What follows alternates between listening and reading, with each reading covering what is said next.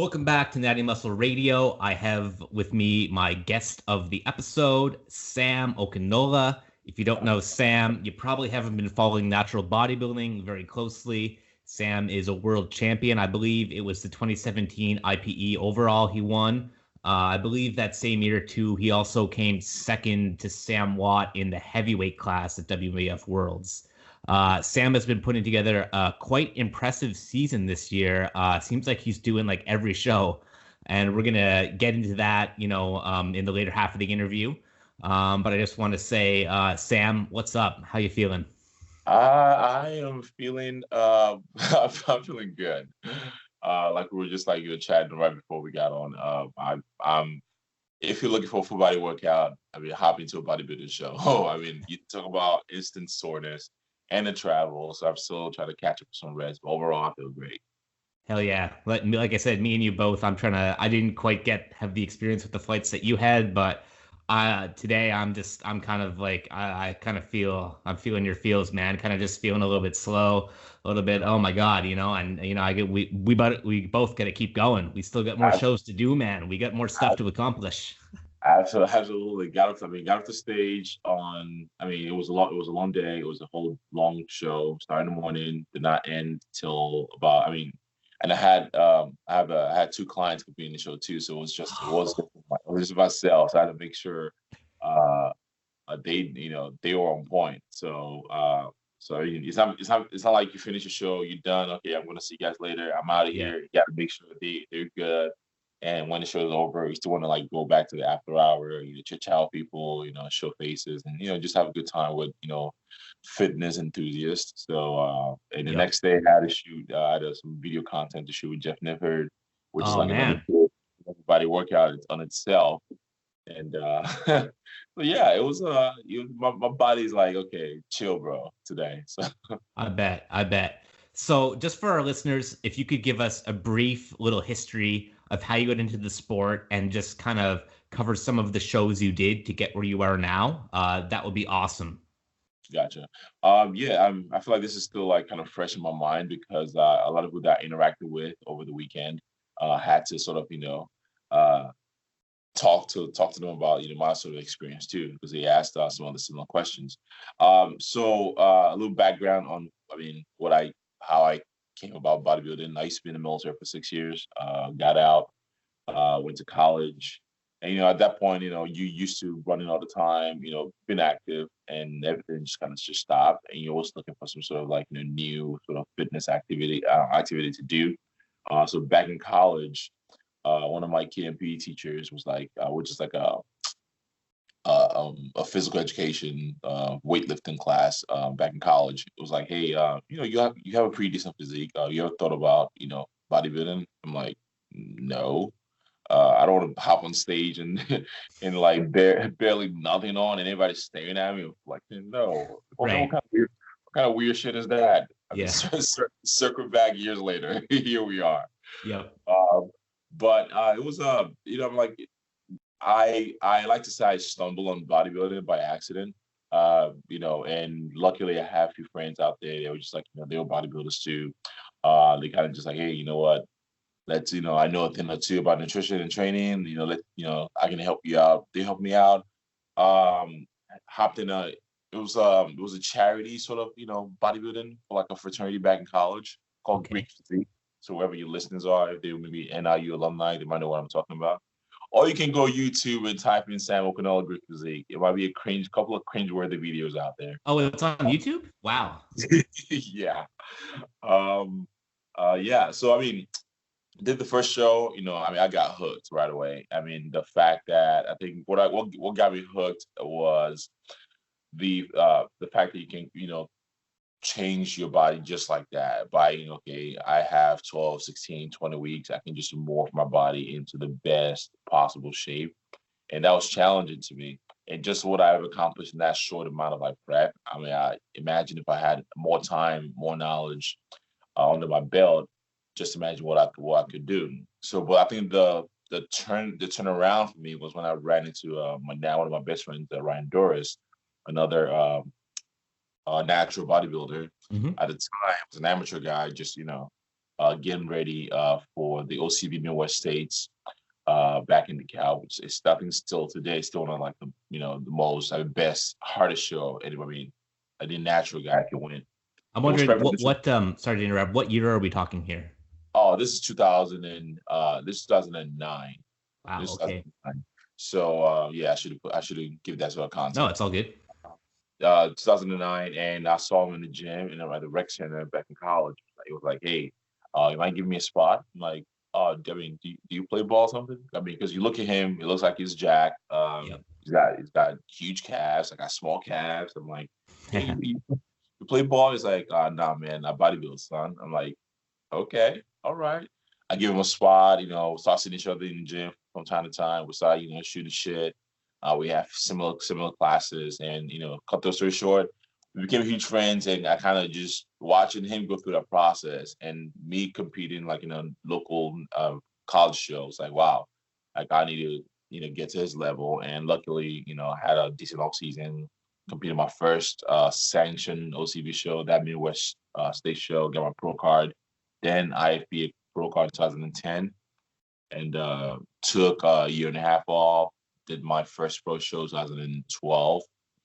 I did the first show I did was the IFBA Pro Bowl in Virginia. I got third there, which another experience about traveling, and I'm trying to handle stress while you're traveling for a show.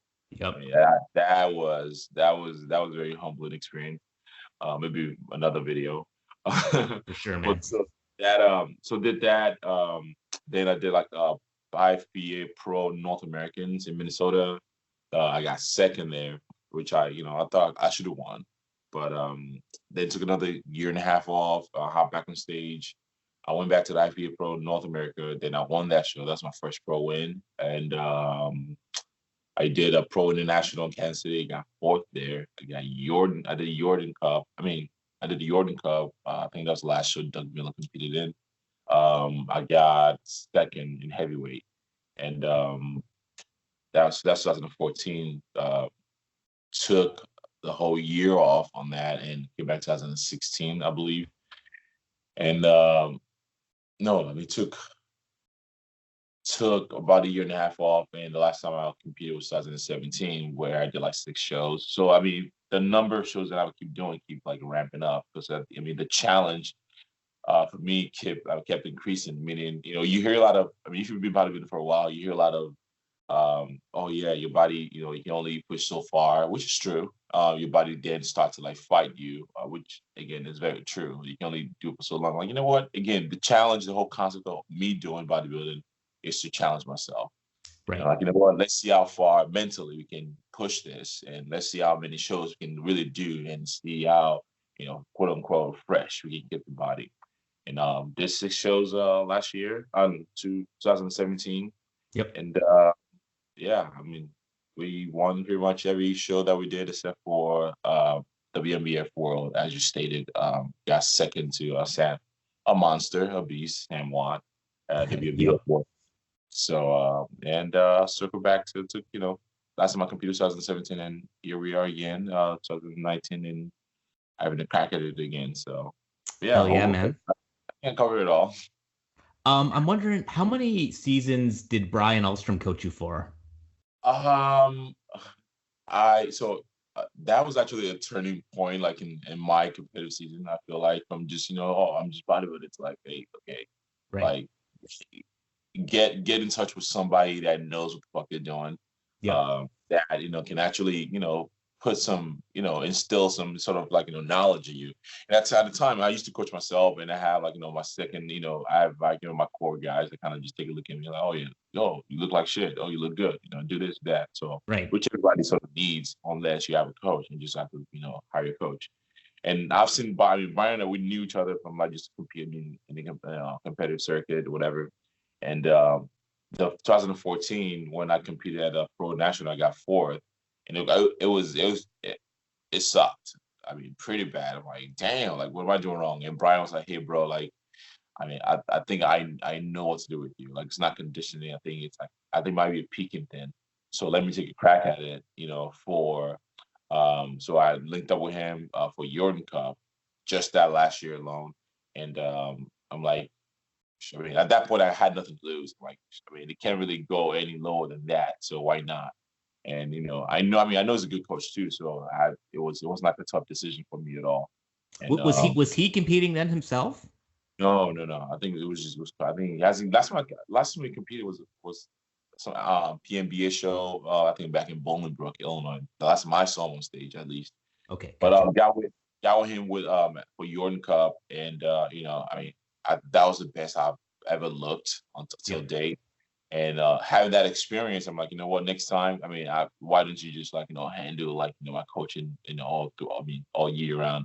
It was a hard decision. I mean, I'm sure most of the viewers know it's. I mean, especially when you know your shit. Sometimes it's very Yeah. hard to trust. Being a coach myself is very hard. I know it's hard for you to like. Yep.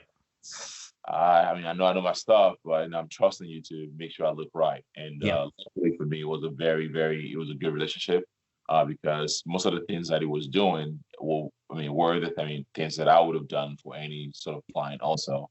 And so he pretty much ran my competitive season in 2019 and 17. Yep. And but I guess unfortunately for us, but fortunately for him, he stopped coaching after that. So that's the only reason why I didn't follow up or whatever with it. Yeah, So, you and Carl Sievert must have been some of his last people to put on stage, and I think he probably had that date marked. He's like, once I get these guys through their fall shows, I'm out of here. I mean, I was very happy that I'm like, no, bro, like, we got a word title, man. Show you want to retire. Yeah, I know he was a beast though, man. Just in terms of him like responding so quick and just being such on top of everything, he was great.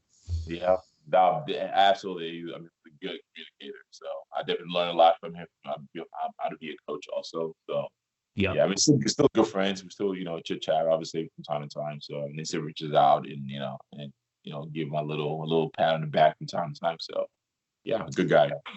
Good stuff. Good stuff. So I want to kind of move into talking about your competitive season this year. So I'm curious, when did you start dieting for these shows? Was it just kind of early in like January of this year that you started, or because I feel like I started to see your stuff pop up around then, but you go ahead and tell the listeners. So I obviously before I jump into any show, you need to map out what you want to do or things that shows you want to do. I mean, because without a plan, you just kind of just winging it. And I'm not that's on team wing. I don't wing shit. So right. So I started in November last year. But wow, November. You're not diet. I mean, I didn't full on start just like start cleaning things up a little bit. Right. Gathering data. I went to Orlando, hooked up with Chris Barricat, got a DEXA scan done over there. And so I started like at the beginning of November just to clean things up. And the reason why I started earlier than usual, because I typically would start like around like December, is because I had, I'm like, you know what, this is a year I still want to push myself physically. I want to push myself in other division just to see what, not to say there's no challenge in natural bodybuilding, but at the same time, like other quote unquote enhanced people, like how do we compare as natural bodybuilders compared to enhanced people? Yep. Or maybe just for myself alone. It's a personal challenge. I have nothing to prove to no one.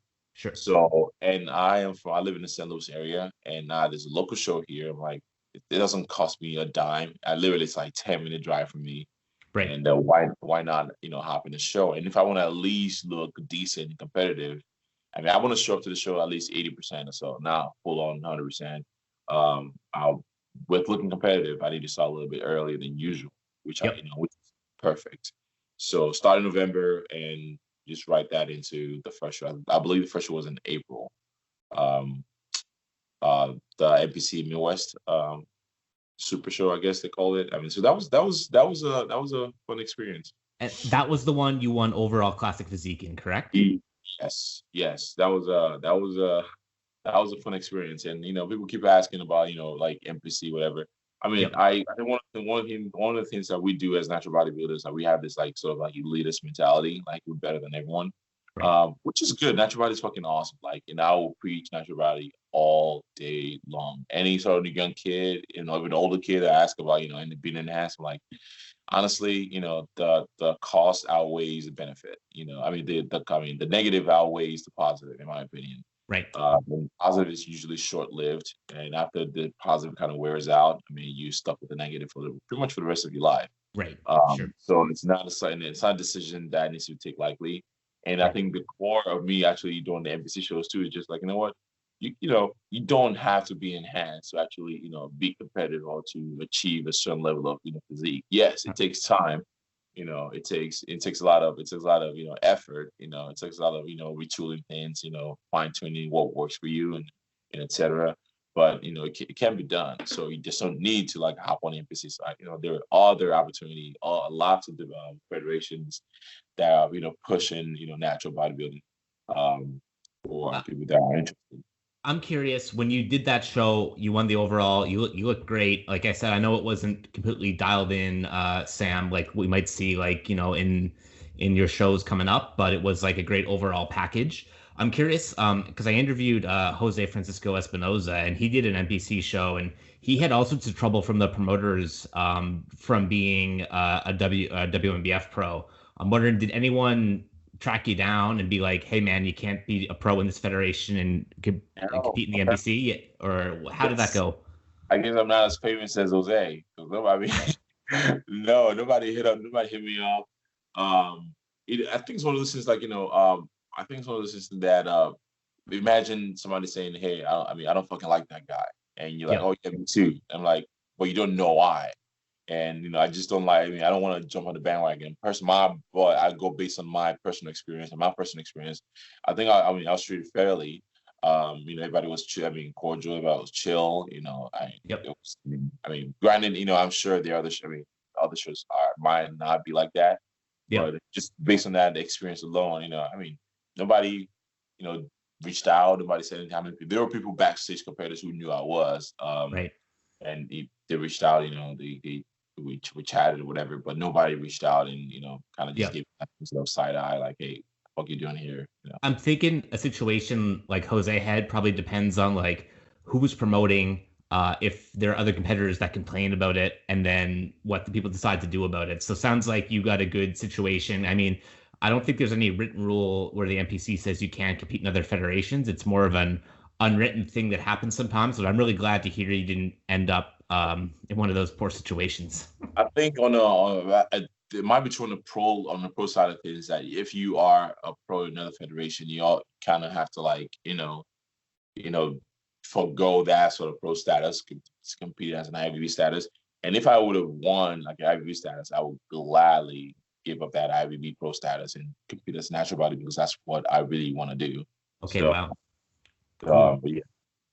Um, So you don't have any aspirations to, I mean, I'm not saying like you would go to the dark side or anything, but I wanted to ask you like did you have any aspirations to try and turn pro as classic physique? Because I thought like, with your structure and just your, everything you have, muscle maturity, everything, like to me, it doesn't seem impossible that you could just carry on what you're doing and win a pro card, in classic physique in the IFBB. But maybe that's something that you just kind of did for fun or wasn't really on your radar. I'm just kind of curious what your thoughts are on that. um, again back to the reason and the point of like doing the NPC show in general, like it was not never to chase after like a status. It's Right. more to challenge myself. I mean, these guys are in hands, and Right. I think I mean if you come shredded too, you come peeled. I mean, you saw the package that I had on stage. You're like, I seem better on you. That's my mutual friends like they came on like, bro, you like shit. Like everybody's like, wow, you look fucking awesome. And I wasn't even like proud of that sort of package. I was shy of it, and I don't think Right. I ever want to do that again. Like come like not come 100% to Right. regardless of what stage it's on. But circling back to your question, um, no, I mean, I wasn't chasing the status, and this Mhm. is my point of the whole thing. There was no point of me chasing after the status when I get it. Just say, oh yeah, I'm just an IVB pro bodybuilder. Then what? Like what? I mean, Right. you can be an IVB show. Just I mean, 15 people, you place 11, you place 14. I'm honestly do not see myself being competitive on an open stage. And I think a lot of people I've been having conversation with, like, bro, why did you do it? Like, they were more on the status. I don't Right. need a status to validate anything.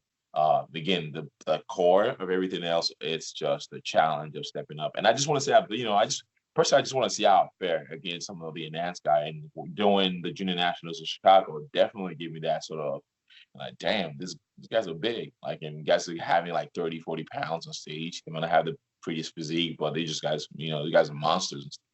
Right. I'm gonna get away from the classic thing. I just have one more question. With the way you came in, you're around. Is it like 205 stage weight? Am I correct?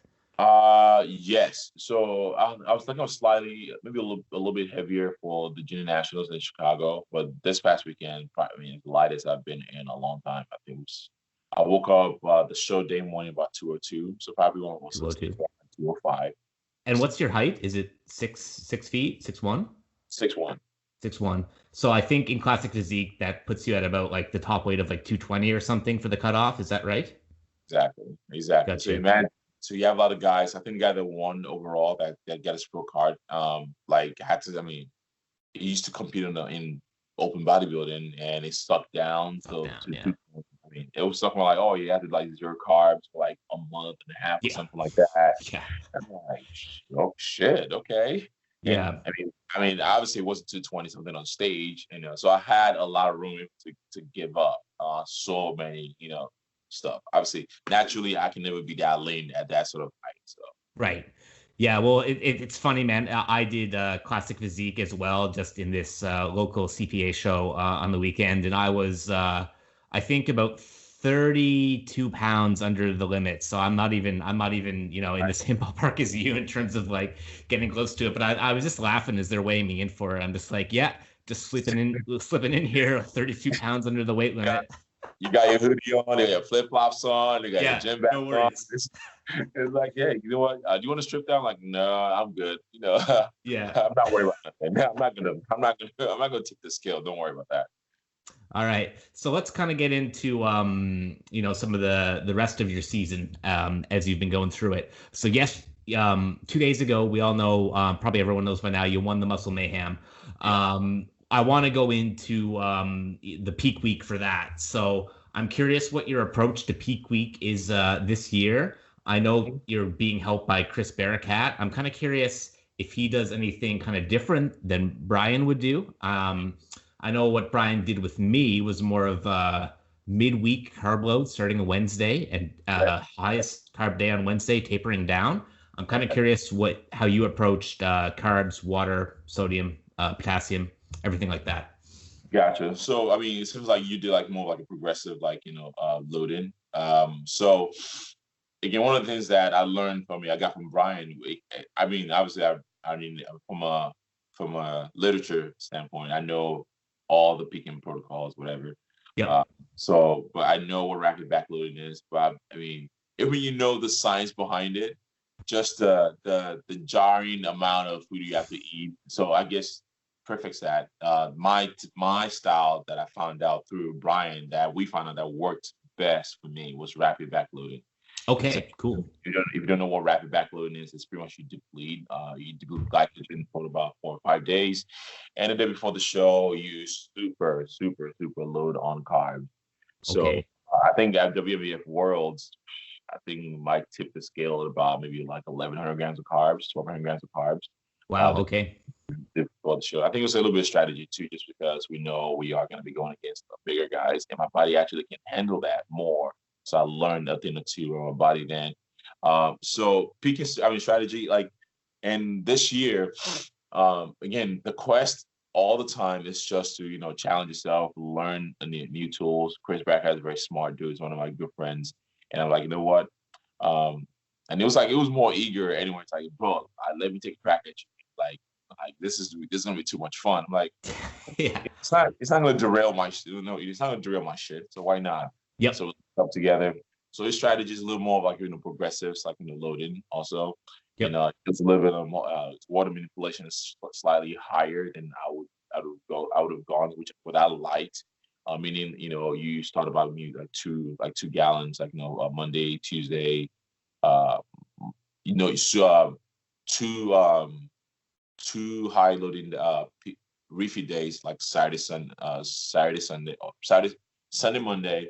Load high on Sunday, taper down on Monday. See how your body responds, which kind of gives like a little blueprint of how your body can handle carbs. Right. And it typically uses like a lot of multiple transferable carbs, obviously, which helps your body to absorb carbs through different pathways from simple and complex carbs. And sodium, it doesn't really manipulate too much on sodium at all. It keep an eye on it, but it's not like too much on the sodium part of things. Keep it constant. Yeah, exactly. So the water, especially from the beginning of the week till about Wednesday, and on Thursday that's when it started loading, and on Thursday will be the highest day. Friday will be like tapering down, and the show is just like determined based on how you look, and you kind of just feed into the show. But Thursday is like super high on water, like around 3 gallons, and Friday they taper down on water. So I think it's a little more water manipulation, and just progressive loading a little bit, and which worked well. But obviously anything with any sort of like peaking protocol, it doesn't really if you're not lean enough, I mean, there's nothing you can do there. So of course. Yeah, but that was the strategy. So the only thing, but this time around, I did my own peaking myself. Okay. But again, the goal is to grab some sort of knowledge, that I've really learned from him, and actually learn a little bit. I mean, I'll know a little bit about trying to the balance between potassium and sodium, which helps. You want to pull as much water out, also without pulling water out, so to speak. Right. Because just make sure whatever you put in your system, you're excreting as much water. I mean, drinking water, you're excreting it, not really sitting into your subcutaneous level. So that's what I pretty much on Thursday I upped my water, and Friday tip it down a little bit to about a gallon and a half to like 2 gallons, and obviously short day just sip it. So strategy this week depleted. I had the 2 huge refeed days. 600-700. And again, my sort of strategy when I do my peaking myself on Saturday, Sunday, just to see what the threshold is, how much I can handle before I completely just spilled over. Okay. I think I did about 650 on Saturday, and I mean, I was like 198, and I woke up the next day, I was still about like 0.4 pounds, and I didn't really budge at all. So I knew I had more room that I can push a little bit. And on Sunday, I had pretty much the same thing. And the next day on Monday, I put on maybe like a pound or two. So I think I figure I'm good like around that 1,200 mark. Yep. And that was my strategy. I had my data, I had my numbers, and I just depleted from Monday, which is just like all green veggies. Fats went up a little bit. Just obviously you want to kind of bump that calories up a little bit. Stay the same all through the week. And Friday morning, woke up in the morning and started pretty much feeding like early, like around 3-4 o'clock. And total before stage. Again, if you're doing like rapid backloading, the concept really is, I mean, the sooner you get to like stop putting food in your system, the better off. You're not just shoving food down. You're giving your body enough room to digest. And it's like a nice and timely manner. I mean, imagine eating like about 100 grams of carbs. You don't want to. I mean, every 2.5, 3 hours. If I start like just on a regular day on Friday, I would have been, I'd be pushing like 150, 200 grams of carbs, and it's just not going to be sitting well with me. Right. So what I did differently compared to what Brian would typically do is like I understand like a lot of sweet potato doesn't really sit well with my stomach, just fiber. Yep. I feel bloated sometimes, so I typically just mix those sort of carbs out between sweet potatoes, regular like baby red potatoes, some Cheerios in there, some rice cakes, something light, just to make sure I'm eating as many carbs as possible without feeling too bloated. Yep. So yeah, I mean, by the time I got on stage, I mean, I think it was about like 1,000 grams of carbs. Wow. But the thing is, I look at pictures from like the morning and I look at pictures from night. I'm like, damn, I should have pushed it because I like the look I brought back at night because I ate more food, just more had more carbs, and the night looked fuller, looked bigger, looked harder than what the morning was. So yeah. Do you think it could have been? It's funny because I said this in the earlier part of the show. I was fuller at my night event too. I think some of it was just having more fluids throughout the day come in. I mean, I know you said you just kind of sipped. Do you think it possibly could have been some of that? You just had a few more sips, just a little bit more fullness coming out through the night. So absolutely, absolutely. And one thing I like to do, I think that Brian was going to put me onto this too, is like just go through like a full posing routine, like something you normally would do, and that just use that little bit of sweat, push the foot around, it's Get like to the right spots. Yeah. It's almost like a full body workout. So during the pre-judge in the morning and still drinking water and then upping the food again, definitely like filled you out a lot more. And so just trying to repeat that sort of concept is okay. The night before the show, I'm just gonna pose hard as fuck, get sweat like it's gonna be like the show, and you wake up in the morning, you actually look the way you want to look, full and harder. Also, Yep. so, but yeah, that's generally that's pretty much the strategy. Obviously, because it's strategy for me doesn't mean it's going to work for any of your listeners because bodies are different. We all, Right. absorb it, handle food differently. So Very true. How did you feel the judging went? Because I mean, I saw the pictures. To me, it looked like it was pretty solid, solid win for you, for sure. Did they move you around a lot during the pre-judging, or were you front in the center the whole time? So I mean, started. My number was I was on the far end of the whole show. We did our quarter turns and then moved me in the middle, and I pretty much stayed there the whole time. The judges were pretty fair. How many pros were in the lineup that you were in when your class was judged? It was 10 or 11. Nice. Yeah, I think it was 10 or 11. So yeah, moved the middle, then moved Jeff next to me, and then moved Ace next to me. And that kind of give you like an indication of, like top 3 at least. I'm never the clients that I coach, I know this thing about dead center. Like I hate that concept. Like it's kind of cringeworthy sometimes. I think I hate that concept, the dead center concept, as much as I want to look dry. I think those are my 2 like biggest like cringeworthy like phrases in bodybuilding. Just because I mean I've seen guys who were dead center and did not win the show. Yep. And I've seen the guys who have been on the far end, but somehow work their way back in the middle and the far end, but I end up winning the show. So what I try to tell most people and most of my clients is, regardless of your placing, do not act like you have the show in the bag. Just still think of it as it's a battle. You're still in competition to prove something. Yeah, sometimes you get up there and it's like from a judge's perspective, it's pretty obvious who the winner is. So they just kind of put them off to wherever, and then they're comparing the center spot for second, third, fourth. Really, unless you can see it being judged, from the audience perspective, it's kind of hard to get a gauge on what they're thinking. And even then, sometimes the audience is left confused. So it's not always a dead indication of who's winning if you're left in center most of the time. So that is a good thing to point out for our listeners too. So always if you hear that you're in dead center or that you ended up in center, never expect anything for sure. Absolutely, because again, I mean, if any of your listeners like understand bodybuilding, like there are times where you come on stage, the harder you pose, the more you pose, the harder you look.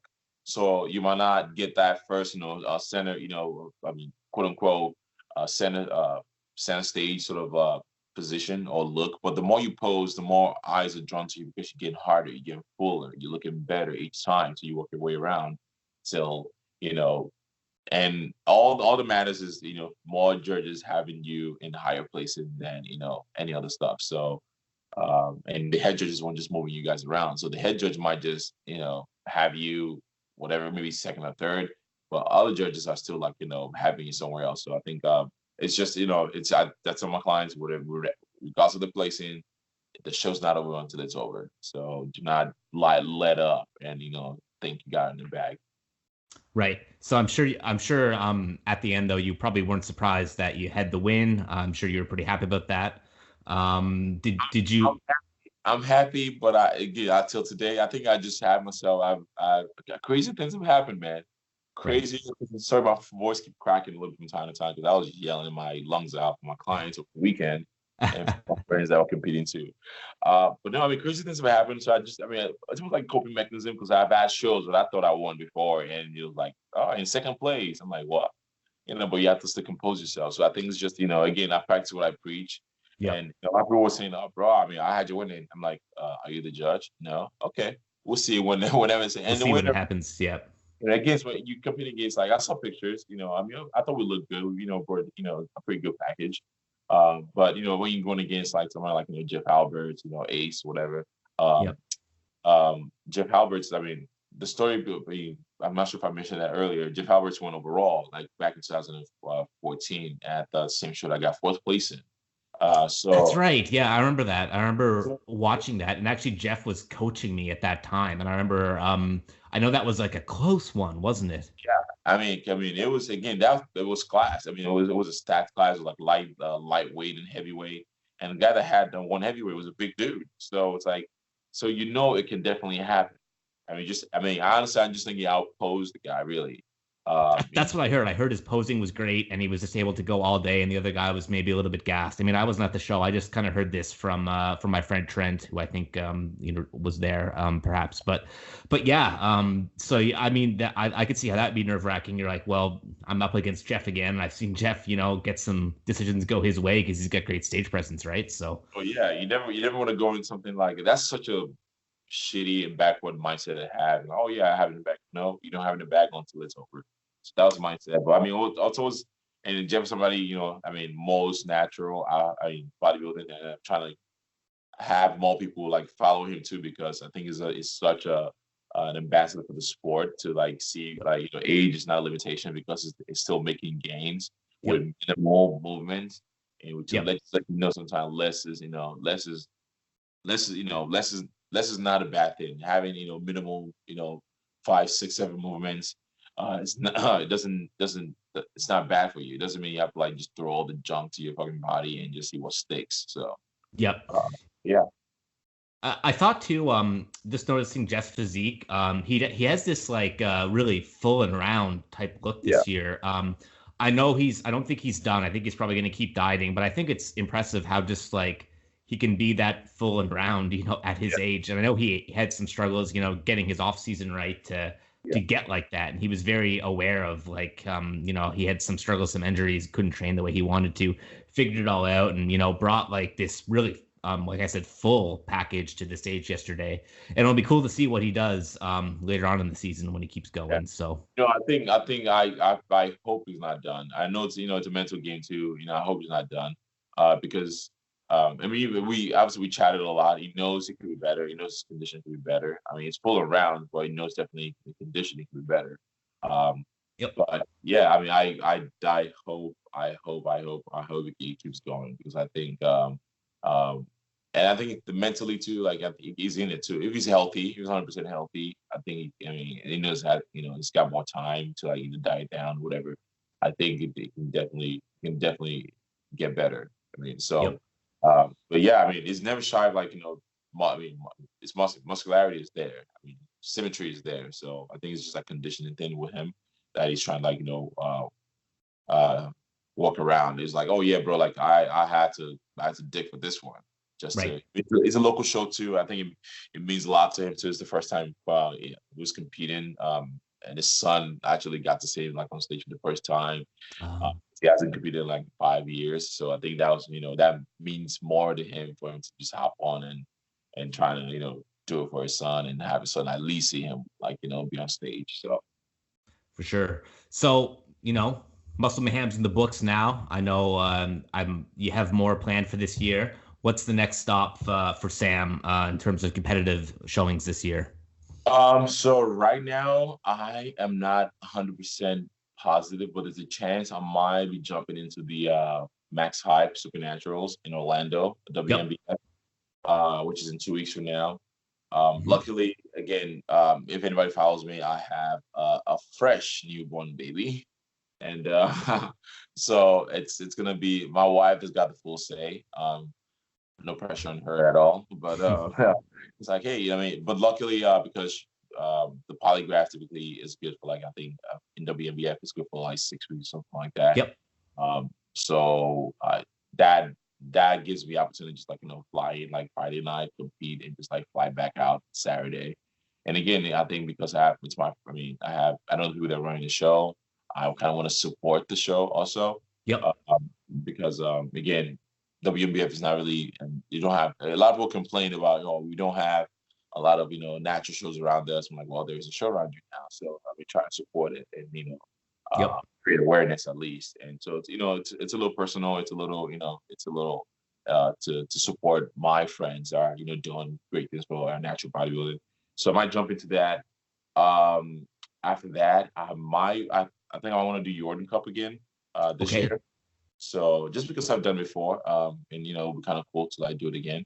I might do Jordan Cup this year, and after that, just Worlds, just the WNBF Worlds. And I never know. I mean, there might be another show around the corner. I'm just like, okay, let's see, let's see that. If schedule aligns, if life, aligns, definitely, at least I think I have at least before Worlds, I might have maybe like 3 more shows. And IP, there's a huge mind. Again, everything's like based on, I do IP Worlds again this year just because it's not too bad of a drive. Or even a flight just to make it easier. And where is the IPE Worlds? I believe is in Kansas City this year again. So I could be wrong, but yeah, I think it'll be cool. It's always a good show. It's always a good time. They always draw like awesome crowd. Last time was pretty awesome. I got to compete against some of the guys. I kind of follow and look up to Carl, Bird Unions, Brian Miner, all those guys. Liam McHugh from the UK. So all those guys. That was a fun part for me. So. Yeah, I'll say it right now. I can see you. You never know who's going to show up. Like I said, you never know how it's going to be until the final judging call is over. But I could see you winning all those shows, even WNBF Worlds for sure. I think you have a great shot at all those titles this year, man. It's funny you brought up WNBF Worlds up because the guy again, I'm competitive, but since I'm a fan of the sport, the current WNBF World heavyweight champ Kendall. It was at the show this weekend. I was just like shooting shit with him and everything. He's in off season right now, starting his prep pretty soon. I think there's like 12-week prep just geared for shows. It doesn't do any sort of long prep or anything like that. Wow. We took a couple of pictures. I was shredded. It was in off season. I just told him I'm gonna use that as a propaganda against him about 5 weeks out. And I'm like, hey, these two guys are both 5 weeks out. Who do you think is gonna win it? He's doing it this year? Yeah. He's got a some mindset too because he wants to compete against the guys who are the best. So against the guy that has phenomenal physique. They didn't win heavyweight because he's a slouch. So again, when you do that, you want to compete against the guys who you think are the best. So that gives me excitement. That gives me even a little more fire to train a little bit harder because I want to be the best. He's the best right now. So. In the heavyweight ranks. So overall, that's another ball game because you have tons of other guys who have. The guy that Baba that's won in like the last 2 years. He's a freak of nature. He's crazy. The guy, he's from Italy. Yeah, crazy physique. If we've seen anything this year, especially in WNBF man this past weekend. The guy that was the biggest guy on stage did not win the show this weekend. The guy that was the most conditioned and still had musculature and symmetry won the show. And the guy that everybody thought was gonna win, and everyone was so shocked. His problem was not conditioned. His problem was it could be a little bit tighter. His problem was just posing. So to my point though, anybody can be beat at any given time. So and it's always be my hard concept, and we'll see. For sure. I want to kind of move into some of the way you've been training lately, because I think it's really interesting. You're doing these long stretches of shows. I know for me now, my training isn't always perfect as I go through my prep, and sometimes energy is not great. I'm just kind of curious what you're doing in general with your training in terms of like volume, body part split, and how it's been holding up, as you just, string together, all this dieting and all these shows. And I mean, even just, the peak week for a show, a lot of people will back off the training intensity. So it's kind of like, it's not as easy to manage as it might sound, for some of the listeners, and if they've never done a peak week before or done a large season. So I'm kind of curious what you've been doing lately in the gym. Gotcha. So I mean, the initial training, I was running max side for a while, like throughout the off season, and once the concept sort of started, I pretty much ran my own program, which is like upper lower split, like 4 days a week. Yep. I think Alberta is a huge fan of the 4 days a week too, just because it can pack as much volume into those sort of training sessions and have enough time to recover. Yep. Which again, the operative word here is recovery. So give yourself enough time to recover, and you can train at a full capacity again. And so upper lower split, upper session focus more on like the power sort of movement.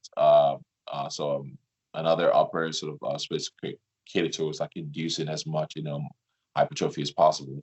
And in terms of movements, I've been battling like a little QL lower back injury, and that just kind of just like capped squats for me in general, squats and deadlifts in general. So I just have to let me find one or two movements I'm really, really good at. Again, taking a little chunk out of the Jeff Albert's page. Yep. And Bulgarian split squat was has been like my bread and butter. And I mean, it knocks me out every time. I can feel everything that I need to feel in my legs. Feel like, okay, I had a pretty good session. Do you do dumbbell or barbell with it? Dumbbell. Gotcha. My sort of stance, and it's a little bit different based on how my range of motion sort of allows me to move.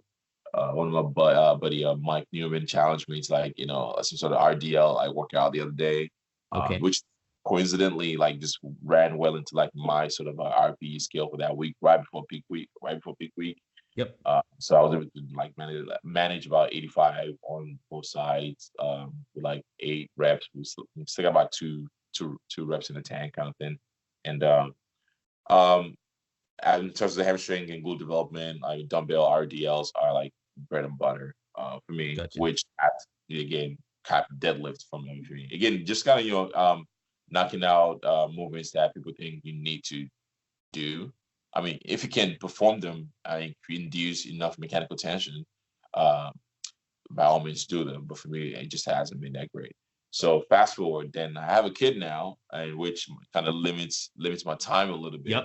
Yep. I was going to ask about that too. So maybe this is a good chance to kind of go into how that experience has been. The luxury of time that I typically would have, I can just go into the gym, chat like an hour and whatever. So that definitely drastically changed my my setup a lot.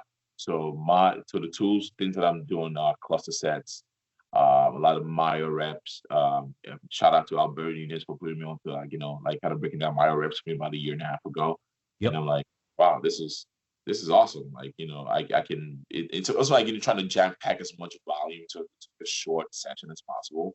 I do a lot of my reps myself too. Totally time efficient, great way to get volume in. Very intense, very fun too. Yeah, exactly. So especially on leg days. I mean, which it's an ass kicker on leg days. Yep. Without we can literally get in 30, 40 minutes and I just wrecked my shit. Yep. And without being there for an hour and a half, was squatting or doing any sort of big compound movement, I task your CNS, and you can actually recover pretty decent. From that. So that's sort of been my and my training. And I just tell somebody in terms of nutrition, I cracked sub 200, which is, the only time I did sub 200 was 2017 Worlds. I was 199 point something. Yep. And I think last week before peak, I had a few days when I was 198. And I think in terms of nutrition and my macros are pretty much, I want to dig a little bit. I think it was 125 grams of carbs, 280 protein, 50 fats, but the weight was falling off just because I think activity level my activity level went up just because taking the baby, rocking the baby, yep, more steps. I'm doing a little more chores around the house, and then what I've done my day job, which is to sit down and like in front of the desk and not move much. So Right. that helped out a lot, and kind of just takes my mind off like the stress of like dieting because I'm always busy, and Yep. Very true. but so I think that definitely helped. But in terms of training, having a kid is a blessing because it allows you to value your training. Like, you know what, maybe I don't need to be in the gym for like an hour and a half, to get the most bang for my buck. I can, be a little more efficient on my movement. My cluster sets, my reps, um, and have to look at my whole map of my training. Like, which movement don't I really need that I can, do away with? So Right. that's take the junk out a little bit and just like, okay, this is all my bread and butter. I'm going to focus on this and just Right. now we're on with it. Do you find, I mean, I don't have a kid, so I don't know, but I know for me, when I'm in prep, my sleep starts to suffer Yeah. a decent amount. Like it can't, that regard must not be easy right now. Can you go in a little bit about that? Like, are you able to get a full night's sleep ever? Or is it just kind of, maybe you have the mindset, well, this is prep. I'm just going to get shoddy sleep anyways. The kid is just really not going to make it any better or any worse because it's going to be shoddy because the body fat levels are so low. Bro, um, I'm of the school of let your mind lead and your body will follow. I mean, Yep. I am robotic about shit. I'm like machine about shit. Uh, but I'm not above anyone. Like, yes, I do feel fucking exhausted sometimes. But like, I mean, the first 2 weeks, I'm talking about delirious, and so I understand why the FBI and the CIA use like sleep deprivation as a Yeah. as as a form of interrogation. Like, I'm like, Yeah. what day is it? Like, what time of day? I know it's bright out, but it could be nighttime. Yep. I don't know. But and I was in the military for 6 years, and like doing 12 hours on, 12 hours off shifts and Yep. drill. You've been through it all. Yeah. Yeah, it fucked my sleep up a bit to the point where I was having conversations with people like, 5 hours of sleep a night is like sweet spot for me. Anything more than that is like I can wake up. If I get like 6 hours of sleep, I'm like groggy. Like, okay, like it's very Wow. hard very hard for me to get going. But the first, I mean, again, it's an adjustment period. I mean, your body is new to your body. I mean, even though you get like 5 hours of sleep, it's like 5 hours straight of sleep, as opposed to when you're like stringing 30 minutes here, for, an hour here, 30 minutes Yep. here, but the baby's just like fussy. But nowadays, like the last week and a half or so, yeah, it's hard to get, um, it's hard to get my girl down. My wife and I, it's like okay, and between 8 to 10 o'clock, that's like the prime time where she's like, nope, not going down. Just crying. And like 10 o'clock, 10:30, that's when she actually, goes to sleep now. And she's been able to like in the last knock on wood, because you just never know. She might just like, no, I just want to stay up for the rest of the week again. She's been able to like string up like longer hours of like sleep. So that has helped out a lot. But in terms of like how it affects my training, my wife's like, hey, you need to take a nap. You need to take like no, when I take a nap, I feel I wake up a little more tired. I'd rather ride that wave till Right. the Just get night through her. and just like sleep a little bit deeper. When I actually get like a longer sort of hours. So caffeine pre-workout. It's funny because my sponsors Sayucor, and it's like, what, we let us know what you need. We are gonna send you all the caffeine, all the pre-workout that you need Awesome. just to keep up with your kid. And they weren't lying because they sent me shit ton of fucking cases. I'm like, I don't need it all, but thank you. Awesome. But yeah, I mean, it's an adjustment period, but I mean, I think I'm adjusting well. The first week was hard. Just like anything else, you find out okay what's good, what you can do without, what you can get away with, and you're just trying to string them together and make the best of what you got. So making the best of it, and shout out to like a supportive wife that allows me to do. I mean, people reach out like, bro, like it's so inspiring, man. You have a kid. I'm like, yes, I have a kid, but without a supportive spouse that understand, what I want to do, what kind of fun I want to have, like it wouldn't be possible. If she told me like, hey, I don't need you to go to the gym today, I am not going to the gym today because I need to help her out, with baby. but she allows me to like, go out. And in terms of like cardio too, that has changed because now I don't have the luxury of doing like 20, 30 minutes of lists. My form of cardio now is more hit than anything. Getting Okay. so I just want to get the cardio in, but it's just okay. I need to it's faster, it's quicker. I can get that done and get out of it. So Yep. And then I kind of talked about that too, with my co-host Shao. I've been doing the step approach.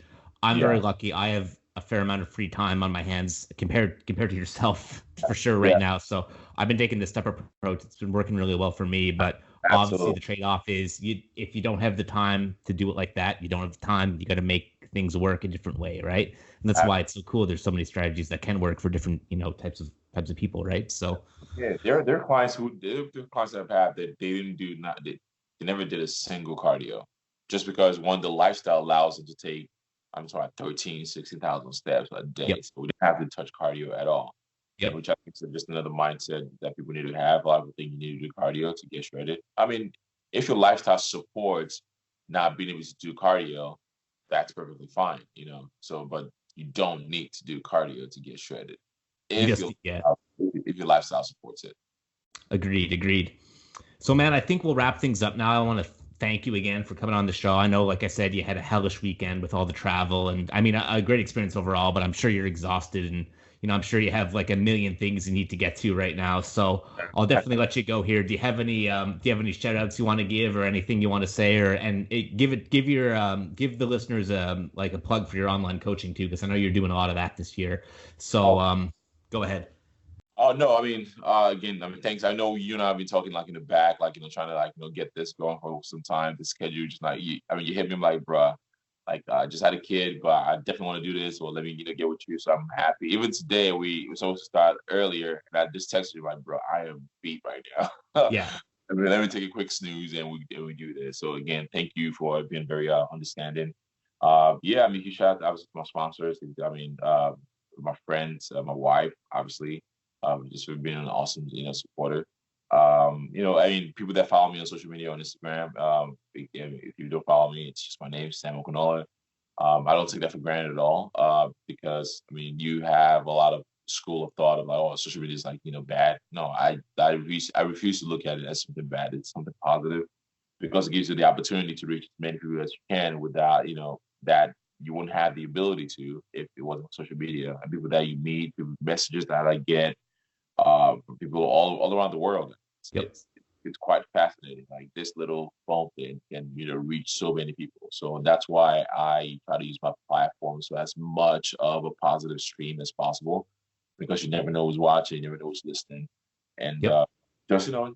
my they're not my fans. I call it it's a community of fitness enthusiasts that just like to follow and see what I do and that are somehow motivated by my actions. Um, yeah, shout out to my sponsors, shout out to all my friends, shout out to everyone. WME for an awesome show this weekend. Shout out to everyone that reached out, came across, that said hi. Means a lot.